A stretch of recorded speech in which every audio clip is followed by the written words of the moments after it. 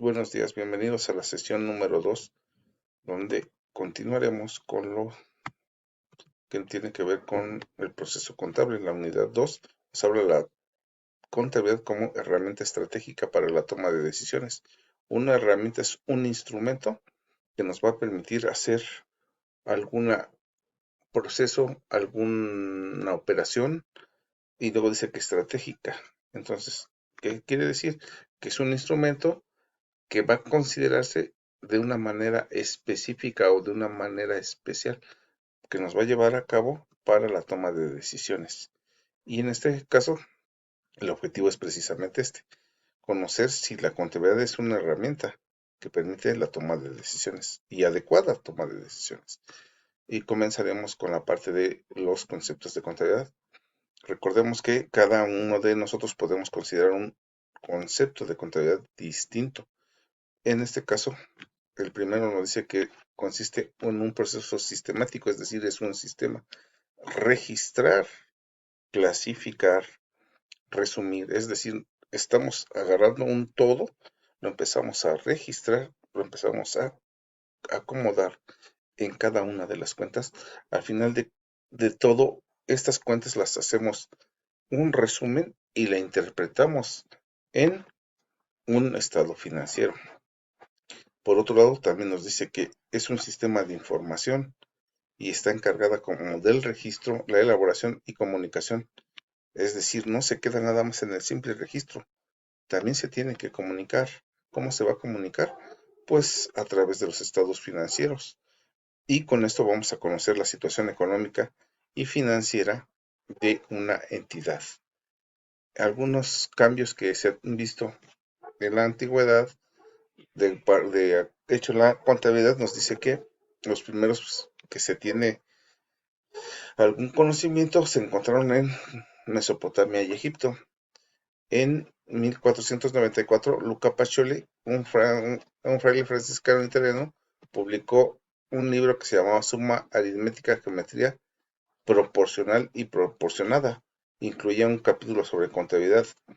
Y aquí nos hace saber el método de la partida doble, que es un sistema contable que aún al día de hoy se sigue utilizando.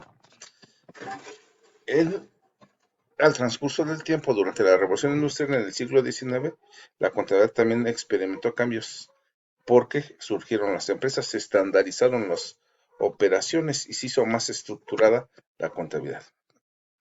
En 1930, el Instituto Americano de Contadores Públicos nos habla que se desempeña un papel importante en el desarrollo de estándares, es decir, se estabilizan los procesos y nos permite considerar una forma de llevar a cabo la contabilidad. Y bueno, para 1973 nos habla ya de las normas internacionales de información financiera. Esto no quiere decir cómo se va a utilizar la contabilidad, cómo se va a llevar a cabo, cuáles son los principios que la rigen.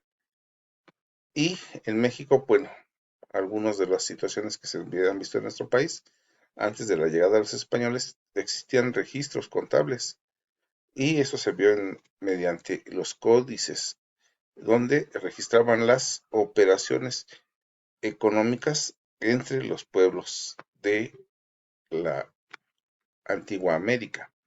Durante la época colonial, al ser una colonia precisamente de España, se hicieron registros de fines administrativos y también de buscar el pago de los tributos. Durante la independencia, la contabilidad se desarrolló en el ámbito privado, es decir, todos los hacendarios buscaban llevar un mejor control y registro de sus bienes. Y después, durante la Revolución Mexicana y el siglo XX, se produjeron cambios importantes en la parte contable porque surgieron las leyes y normas contables, así como se crearon instituciones para regular la profesión contable y se promulgó la legislación fiscal relevante, es decir, el fisco ya empezó a decir, ¿sabes qué? Basado en los libros de contabilidad, me vas a tener que pagar tus impuestos. Y en 2014 se originó la contabilidad electrónica. Bueno, esto haciendo uso de los avances tecnológicos, y esto nos permite tomar una mejor eficiencia en el registro y control de las operaciones contables. Los objetivos de la contabilidad, bueno, no son otra cosa más que el registro preciso y sistemático. Preciso, es decir, lo que está en el documento fuente. Y sistemático quiere decir que llevamos un sistema de información, de control y de registro. Y todo esto es con el fin de generar información financiera confiable, útil a la toma de decisiones. Si estoy ganando, bueno, ¿qué puedo hacer para generar o maximizar más utilidades? Si estoy perdiendo, ¿qué procesos debo de cambiar para que esto se disminuya? Entonces, a eso nos lleva a la parte de las decisiones. ¿Y qué tipo de decisiones podemos ver en una entidad económica? Bueno, tienen que ver con las estrategias de negocio, que puede ser desde el proceso donde se están llevando a cabo las operaciones, tanto de producción como de registro. Es decir, vamos a crear una estrategia. ¿Para qué? Para que se pueda controlar esa operación. Y las decisiones operativas que tienen que ver más que nada con la parte del capital humano, es decir, qué tanto se está considerando los tiempos y movimientos para la actividad común dentro de la entidad económica, y las decisiones financieras, qué tanto dinero podemos generar o qué tanto dinero tendremos que conseguir para que opere normalmente o eficientemente la empresa, ¿sí? Y entonces, aquí en la parte de las decisiones estratégicas podemos hablar de fusiones, decisiones, de transformaciones de una entidad o de alianzas con otra empresa donde podamos abarcar más mercado. Las decisiones operativas tienen que ver con las actividades y los procesos productivos. Y las decisiones financieras nos habla de la gestión de los recursos financieros y se tiene que ver con la obtención de financiamiento, inversión del mismo capital y la gestión del riesgo financiero, es decir, disminuir el riesgo de invertir o de conseguir dinero. Bueno, y pasemos a la unidad número 3, que nos habla de los sistemas de información en una entidad económica. Bueno, ya vimos toda la parte que es la toma de decisiones, pero ahora, ¿dónde se toman esas decisiones? Bueno, normalmente se hace dentro de un sistema de información, y la contabilidad no es otra cosa más que un sistema que genera información. Información a veces precisa, pero más que nada relevante. Y la contabilidad, aparte de ser precisa y relevante, le pone un valor, es decir, la cuantifica. Y todo esto lo hace mediante operaciones. ¿Y qué es un subsistema de información financiera? Bueno, se refiere a la información contable y financiera que es útil para la toma de decisiones y la rendición de cuentas, es decir, para conocer los resultados, si es que estamos trabajando correctamente o cuál es la situación que podemos modificar para lograr la maximización de las utilidades. Dentro de esto también estamos hablando del proceso de registro y presentación de transacciones financieras. Para esto vamos a hacer, nos vamos a apoyar en lo que es la guía contabilizadora y el manual contable, porque esto nos va a permitir el lograr un registro adecuado para que la información nos permita lograr unos informes financieros correctos. Y luego pasemos a la parte del subsistema de información administrativa. Esto tiene que ver con la gestión y control interno de la entidad económica. ¿Qué es el control interno?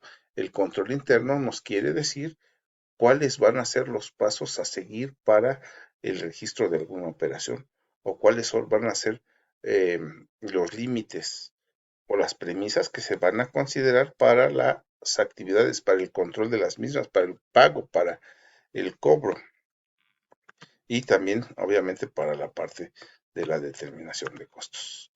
Y pasando esto dentro de la parte del subsistema de información financiera, todo está dado en la NIFA 1, donde nos habla que está la estructura de las normas de la información financiera, donde se desarrolla el marco conceptual, es decir, qué significa cada uno de los conceptos que se van a utilizar dentro de la contabilidad.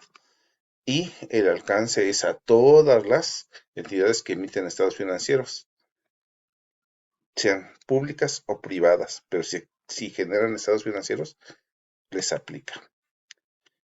¿Qué es contabilidad financiera según las NIF? Dice, es la técnica mediante la cual se registran, se clasifican y resumen las operaciones realizadas y eventos económicos naturales y de otro tipo, es decir, lo que es durante el proceso, pero también tenemos que considerar que hay situaciones externas que también impactan a la operación de la entidad y nos dice que deben ser identificables y cuantificables que afectan a la entidad. Y de esto pasemos a la parte de las características de la información contable. Las características tienen que ver con las cualidades y lo que debe de cumplir la información contable. Una primera que nos habla la utilidad. Obviamente, si vamos a generar informaciones para que nos sea útil, es decir, que la conozcamos y que nos ayude a la toma de decisiones. Segunda, nos dice que debe ser confiable. Si no es confiable, pues obviamente no nos va a servir para lograr una correcta y adecuada toma de decisiones. Una tercera nos habla de una oportunidad, es decir, se debe hacer en tiempo y forma. De nada sirve considerar un registro de la contabilidad si dejamos una semana sin registrar y luego un día registramos todo y así. Debe ser oportuno, es decir, diario y respetando cronológicamente todo.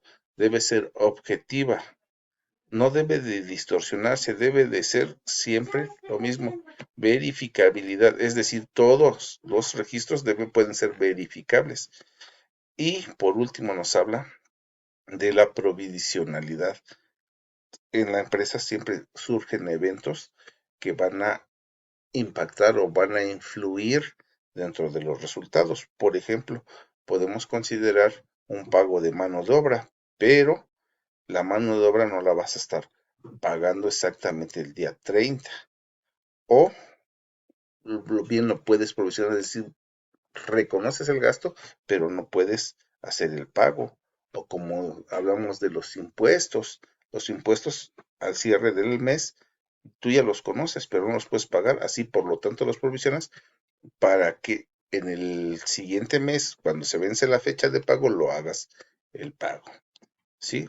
Los elementos básicos de los estados financieros dentro de el balance general nos habla de los activos, es decir, todos los bienes y derechos con los que cuenta la empresa.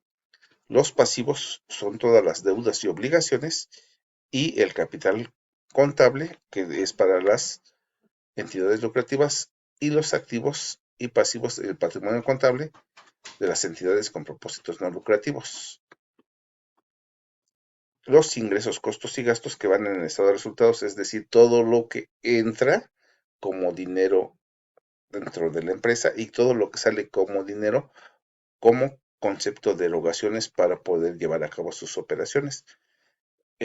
Otros movimientos son los de propietarios, la creación de reservas y la utilidad o pérdida integral, los cuales se presentan dentro de las cuentas de capital, y es decir, está en el estado de cambios en el capital contable.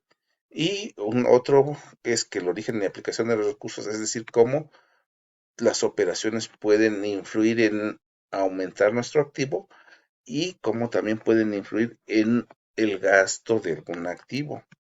¿Sí? Bueno, eso es en cuanto a la parte de la toma de decisiones y la estructura de los estados financieros. Para esta semana espero que esté un poco más entendido hacia dónde queremos llegar. La siguiente semana estaríamos empezando un poco más de los conceptos específicos y cómo se va a dar a cabo la práctica contable. Estamos en contacto, cuídense y dudas pueden mandarlas vía las retroalimentaciones.